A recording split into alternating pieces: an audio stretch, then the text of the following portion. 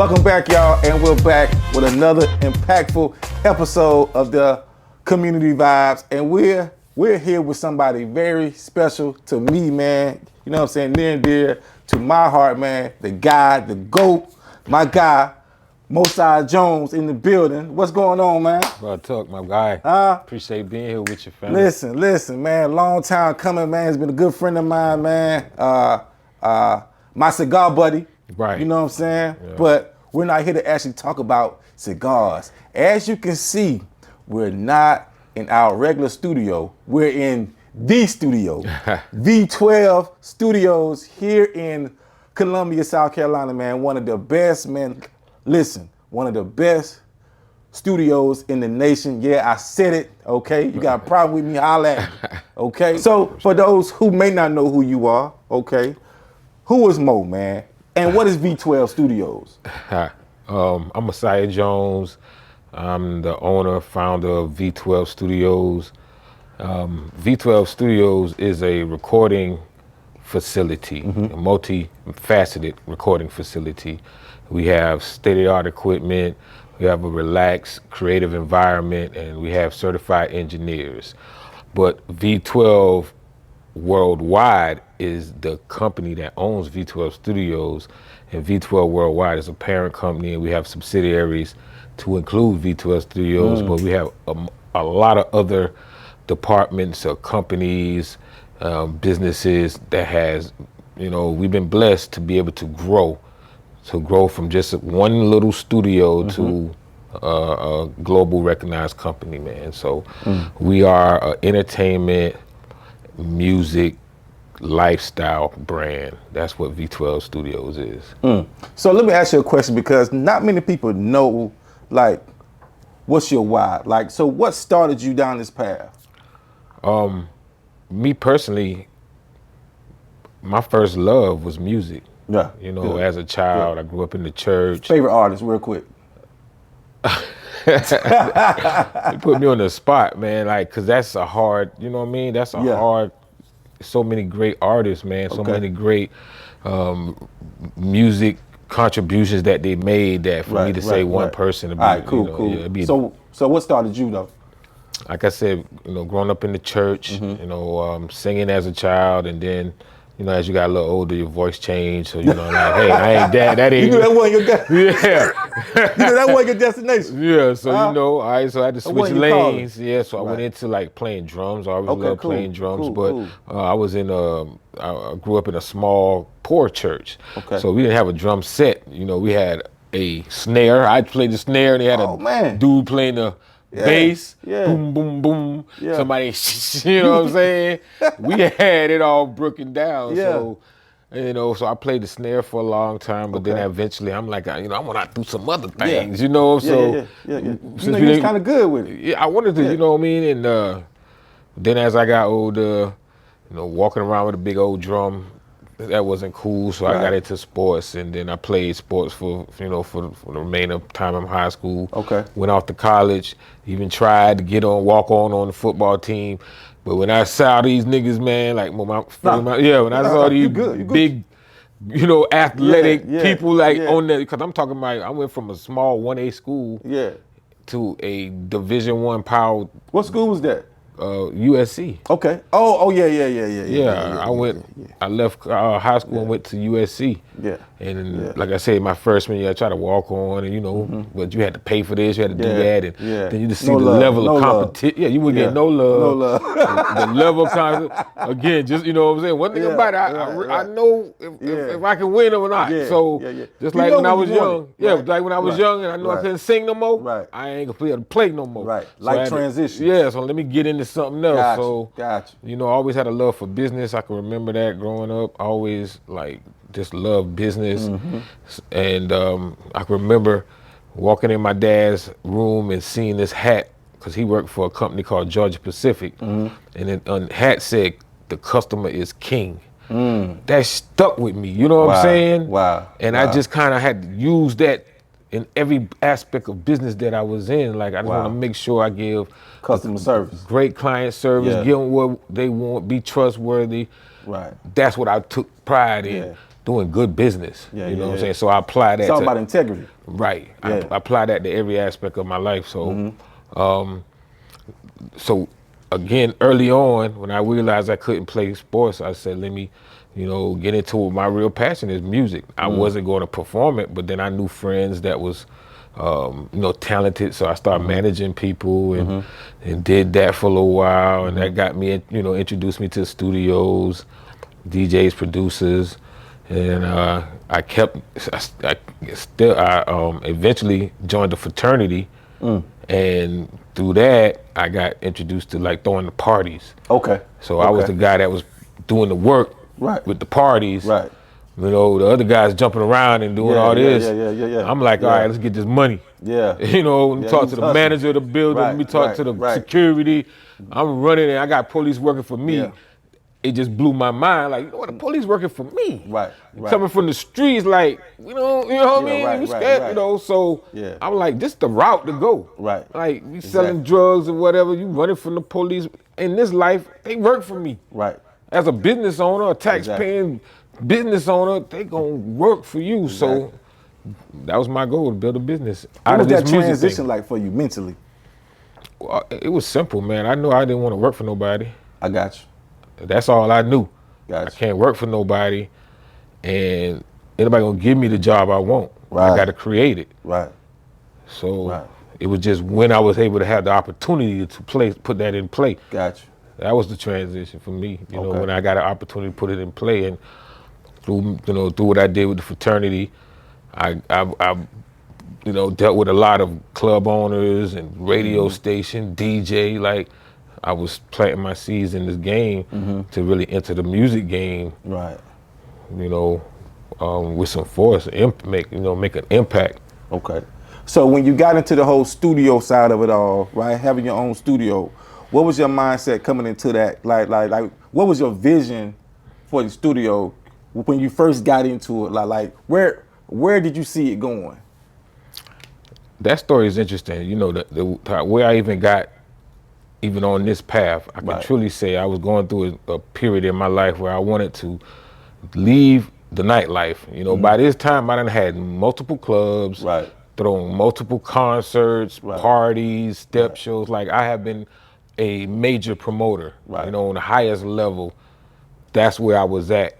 And I did that for many years, but I came to a point where I didn't want to make money in the nightlife no more. I wanted to make money in the daytime. I always felt like a promoter, a club owner, they not really taken serious. They're not looked at as like real business people. And I wanted to be taken serious as a real businessman. Just because I'm in this field don't mean I ain't no businessman, But I knew I had to do something in the daytime. I had to have a brick and mortar situation that did daytime business.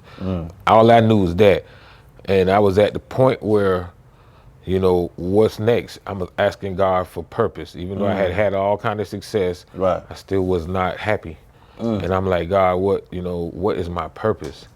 And he led me to this building. Like, he pretty much, this place was handed to me. So I never had like, oh, I'm going to open up a studio. I'm just going to do this. No, I had never known that. That was not, I went from the club business. Only thing equivalent to that kind of money and that kind of fast-paced business is drugs, or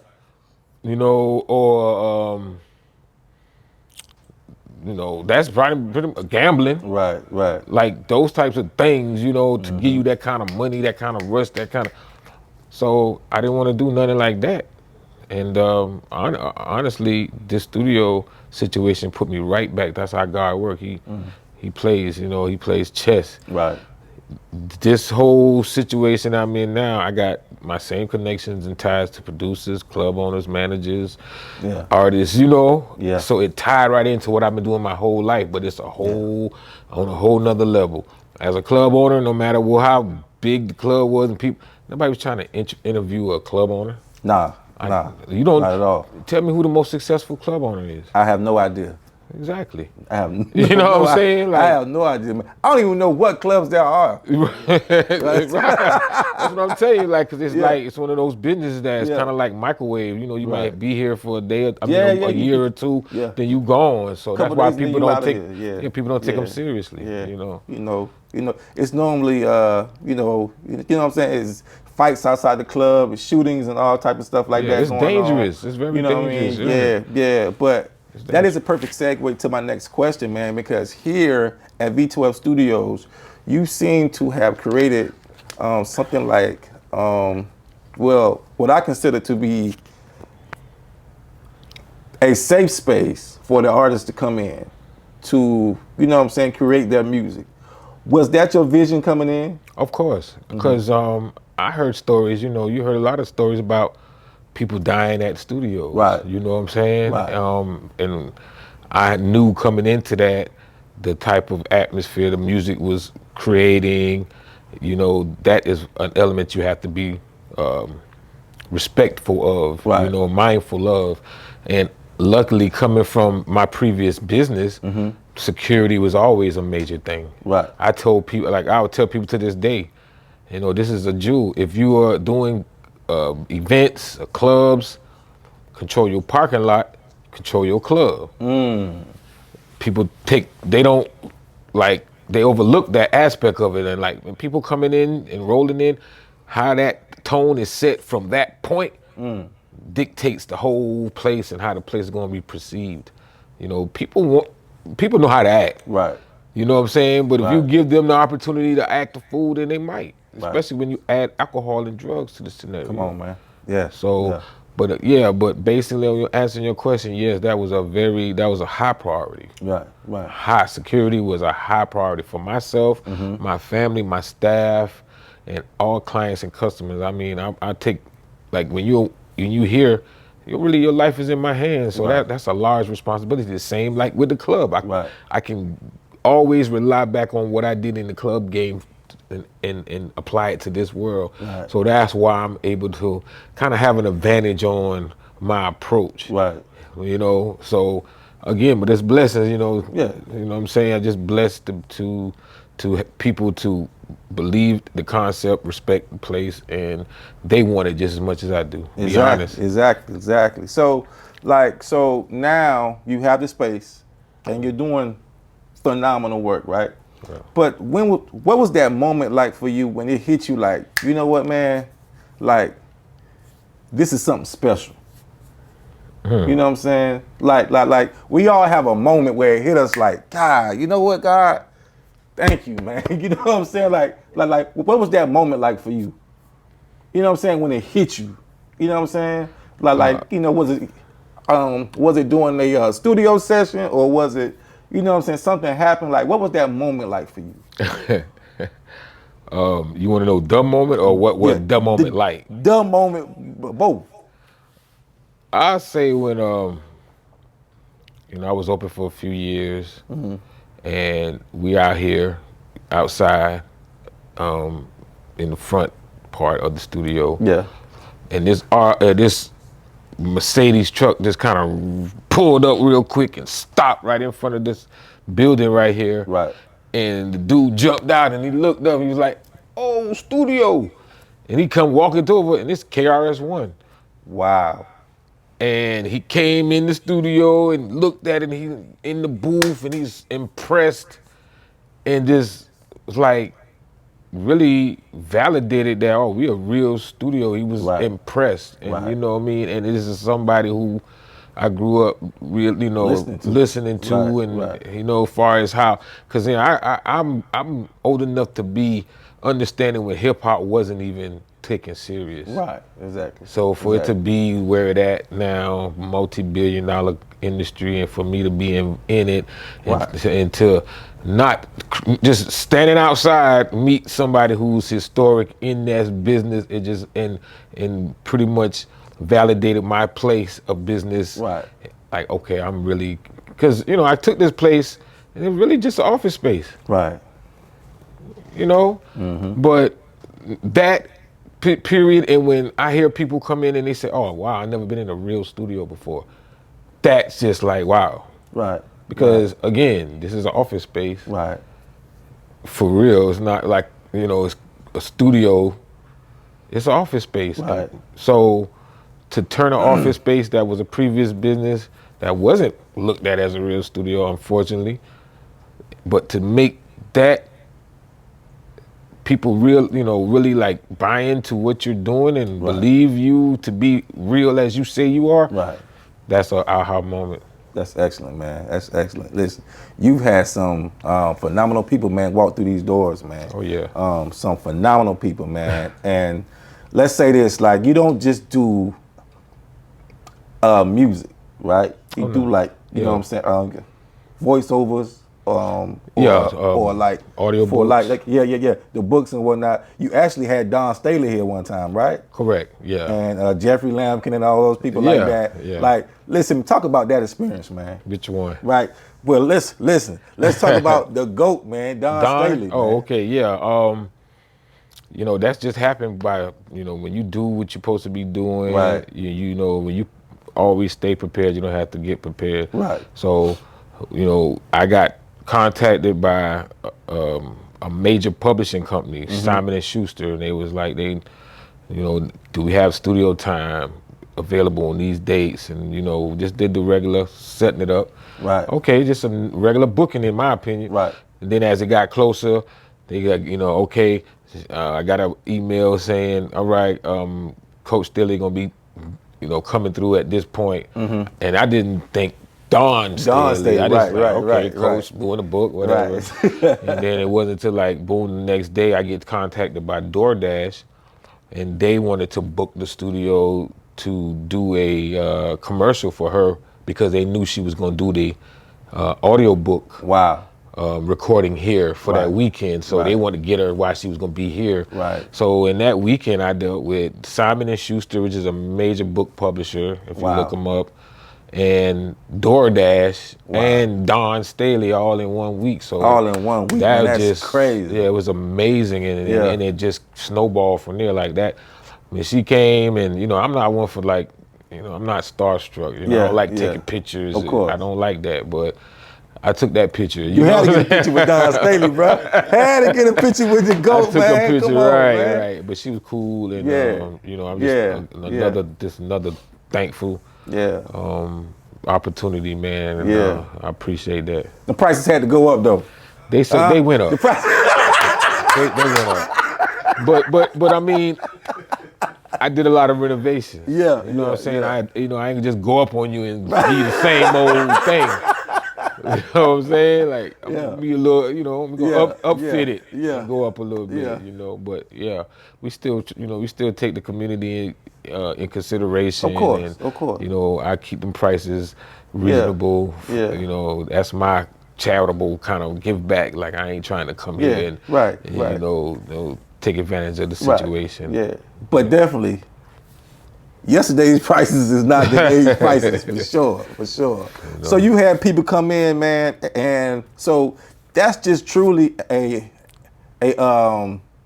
let's say a testament to your hard work. Of course. You know what I'm saying? Yeah. Your staff and everybody else who actually works with you. Right. You know what I'm saying? And from what I've heard, man, and from what I've seen, man, people love coming here, and magic is made here, right? It's a special place. Yeah. Like I told you, I asked God for purpose. He gave it to me. So this is, it's God given, God driven. So off top, I don't worry. I know it's gonna work out because He won't put me in no situation for me to fail. So and that's what got me through. I'm 10 years in. 10 years in the game, man. Yeah. So since we're talking about years, man, what is the next 5 years looking like for you, man? What you know what I'm saying? What are some of your goals and ambitions? Yeah, my prayers now is I pray for expansion, man. Okay. Expand my territory.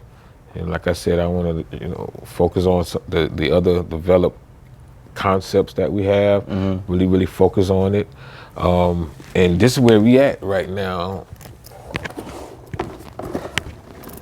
We going corporate, you know what I mean? Okay. Selling stock. Like, I'm at a point now where I've done a lot of this stuff by myself. So it's time to now, sell some stock in this company, get a real true evaluation of my company, right? My brand, and start selling shares of stock, so I'm able to put that money into, hiring the right staff to focus on these ideas. If I got somebody who just pushing out books, who are pushing out classes, we can really create a whole lot more income there. Somebody pushing sound bites, getting those outside of the V12 Studios, and putting it out there. That's what we want, putting the music out and, creating documentaries.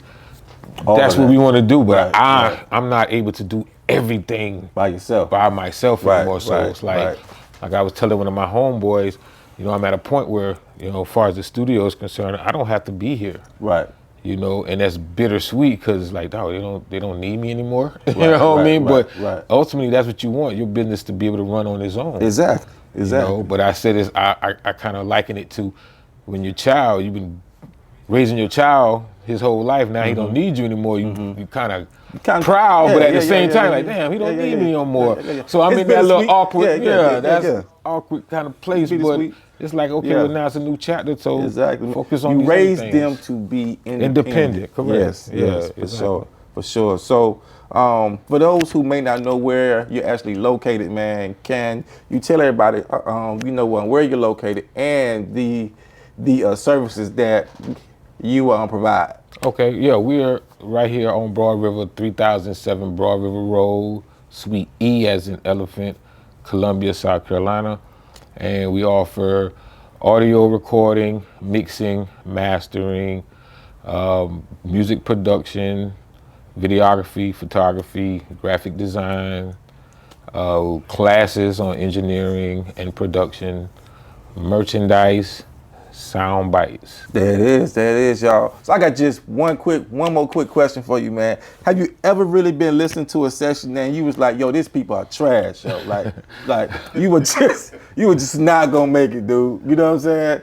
Honestly, man, I have so much respect for all of my clients. That's dope. I would not ever even put myself in a situation to judge their music. All I'm concerned about is it sonically correct? Is it sounding as best it can?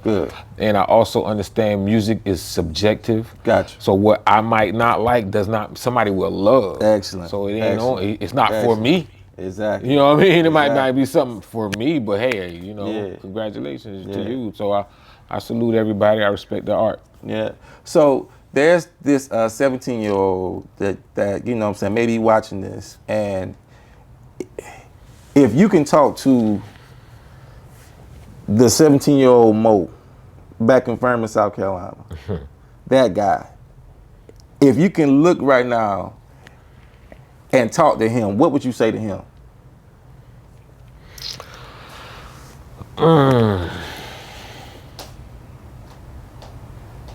Good question.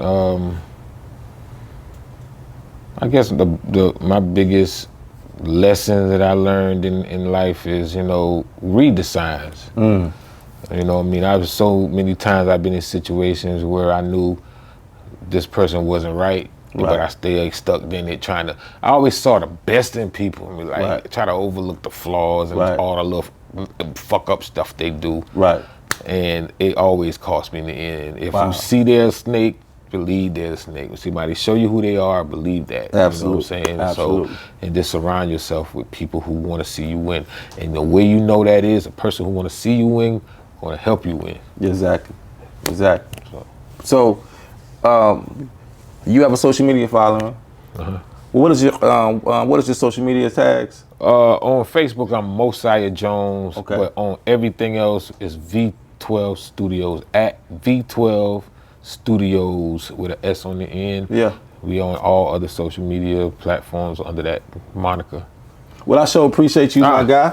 You know what I'm saying? We had a good time, long time coming. For sure, brother. Listen, you guys, you heard it here, man, okay? Hey, and we are the first podcast to have a podcast in the V12 studio, so don't be hating. You know what I'm saying? We made it, we here. But listen, come here, man. If you are serious about music, man, you got a book out, whatever you need, come in here, man, okay? Listen, the vibes in here are excellent, man, all right? So come check it out. But listen, be serious, okay? Do not come wasting these people's time, all right? Listen, You need the space, it's here for you, all right? And that's another impactful episode of the Community Vibes, man. See you guys next week, man. God bless you. Salute.